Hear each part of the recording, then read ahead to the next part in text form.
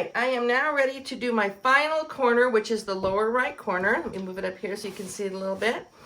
And I want to first show you that I have added stabilizer to this back corner right here, because I needed to, I know that when I go to embroider this tree that's over here in the lamp post, or the clock, I guess it is, I will need to have fabric out here, and I don't. So I'm just going to add that, and I need it down here also.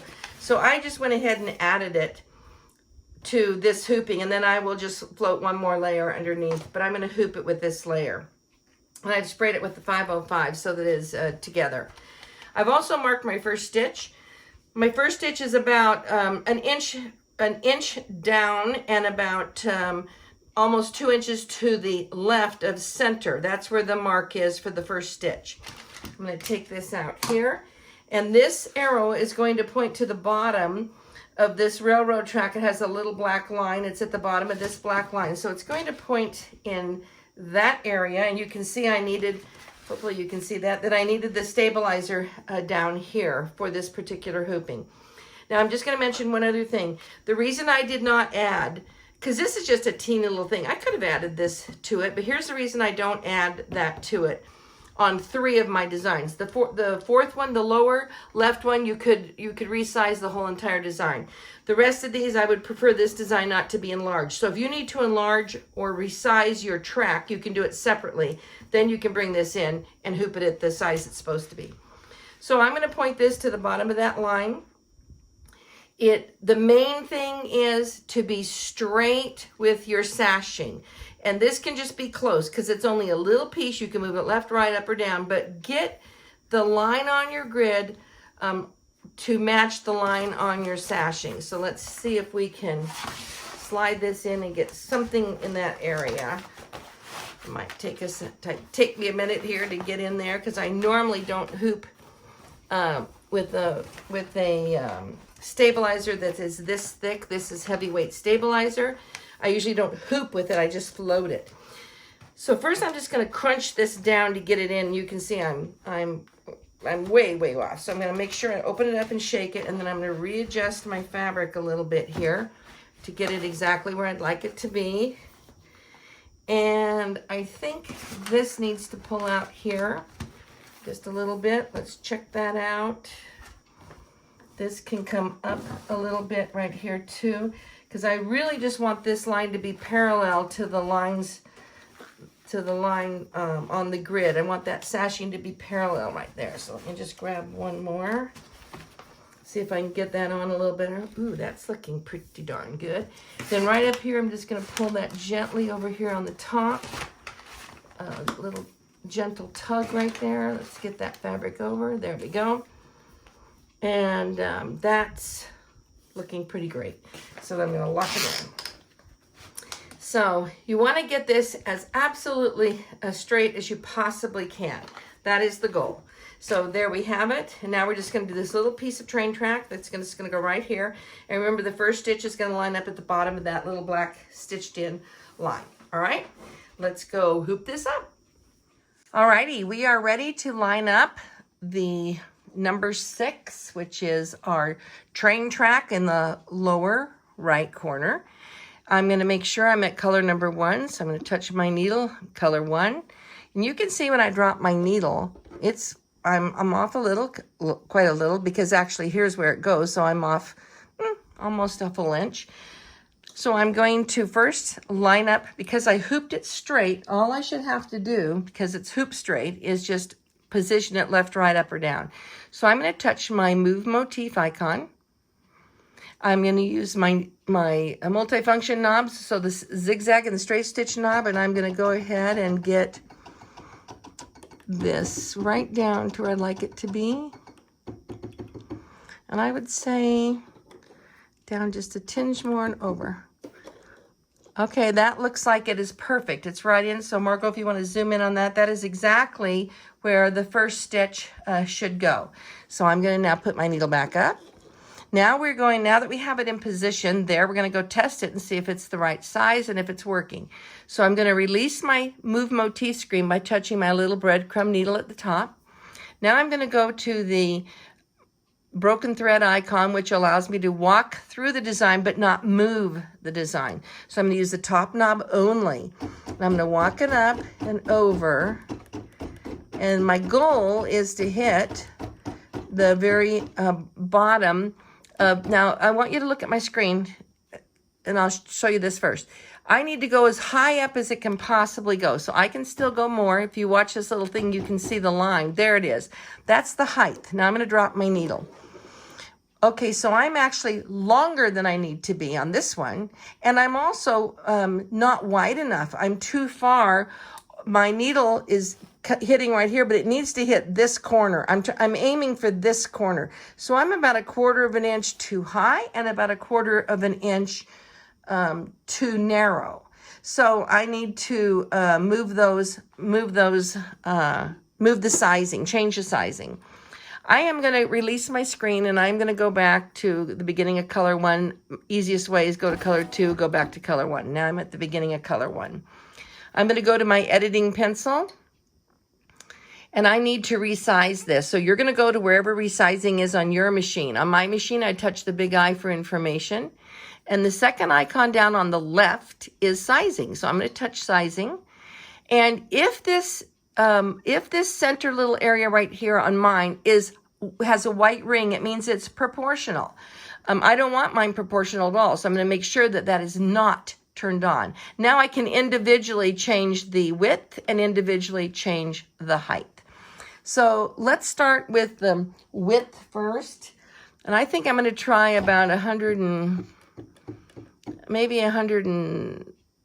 well, let's go with 105% bigger. And this one was too much at 100%. So I need to go smaller. So I'm going to go maybe to 95-ish. Let's just go check that out and see what it looks like. I'm going to go to the big I for information. I have to go back to my first stitch to see where it is. When I drop my first stitch, because I've resized, it's no longer positioned correctly. So I'm going to touch my move motif icon again. As soon as I actually touch it, come on, baby, there we go. And I'm going to move it so that the needle is at the bottom of that little black stitched in line. There it is right there. Okay, so now I'm going to go test it out again. Release the screen by touching the little breadcrumb needle, and I'm going to go back to broken thread, walk through the design. I'm going to walk up here and walk over and see if I am touching that corner, because my whole goal is to touch that corner. One more stitch. I'm just a little bit high. That's not bad. And then if I keep walking it, I'm actually on it. I'm just a tiny bit high. That is it. Otherwise, that is lining up perfect. So I'm going to release the screen. I'm going to make it a little tiny bit shorter. I'm going to go back to the first stitch of 1. I'm going to go into my editing pencil by touching the little pencil here, my editing tools, big I for information. I'm going to go back to resizing, and instead of making it 95, I'm going to make it 93. And 94, 93. So for this particular one, I'm actually wider at 105%, and I'm shorter at 93%. Let's go test it out. Big I for information, needle in the lower right corner. I'm going to, actually that's lined up great. So let's walk it. Let's go to my broken thread icon and let's walk this. Let me turn it, test it. Good. Get right to the top. Look at that. That's hitting it actually perfect. And if I walk it over here, it hits that perfect. So the whole goal of this is to be able to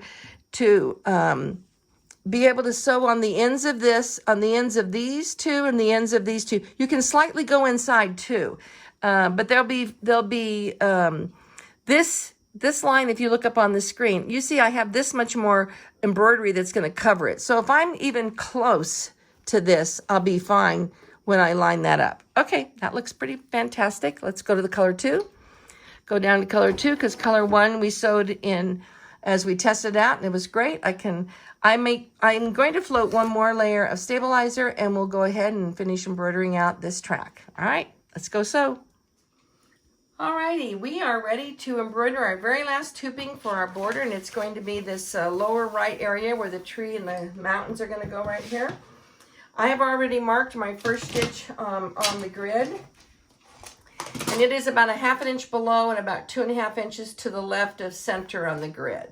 And this mark is going to line up. Let's look at our border very carefully here. You're going to see that there's one post that goes almost diagonal. That's the center of the bend, and it's going to be at the bottom of that post. So, and the first stitch, your alignment's going to be very short. It's going to be from the bottom of the post to the top. It's like about a ½ inch line. So this is going to point right there. So I have just enough stabilizer down here, and I have stabilizer over there on the side because my fabric is too short on both ends. So this is going to work out great to have that. Let's just push that right over there and see if we can get this lined up. Okay, so let me see the fabric. Let me get my fabric loose. It's kind of hanging off the back of the table there and pulling a little bit. So I'm going to come down here and come over here a little. And let me just see if I'm straight. That looks pretty darn good. I'm going to call that a day right there. Okay, so I'm not exactly on a line, but I'm parallel to the line. That's all you need to be. I'm within a ½ inch of where I need to be here, so I'm going to have plenty of room to move my design up, down, left, and right. So my first stitch is going to be down here. I'm going to go ahead and take that over to the machine, and let's line that up and sew out our final embroidery. Let's do it. All right, we are ready and positioned to get this last embroidery lined up. So the first thing that I want you to see, let me get my screen back to where we are. I'm on color number 1. My color number 1, my needle, if I put it down, is way up here. And my first stitch needs to be down in this corner on this rail. So I'm touching the top of the rail, but not the bottom. So I need to move my design. So to do that, I'm going to put my needle up. I'm going to go to my move motif icon. And I'm going to use my knobs, my zigzag and my straight stitch knob, and I'm going to position that, move it down, move it over here, and I'm going to get that design exactly. That needle needs to be right at the corner. I got to get it there, right to the corner. Go down a little bit more over, and that looks pretty good right there. I'm going right in the corner of that black thread, which is where I want to be. And then I'm going to release my screen, and I'm going to go to broken thread, and I'm just going to walk it a little bit, turn it to top knob to the right, just walk up the design. Yep, I'm going to be on that just fine. Just need to really line up that first stitch to be where it needs to be at the corner. Your first stitch just needs to be right there at that corner. And if you hoop straight, you're lined up perfectly. It looks like I'm all good. I'm going to float one more piece of stabilizer. I'm going to advance to color 2, and I will start with my tree and get this one embroidered out. All right, let's get this guy finished.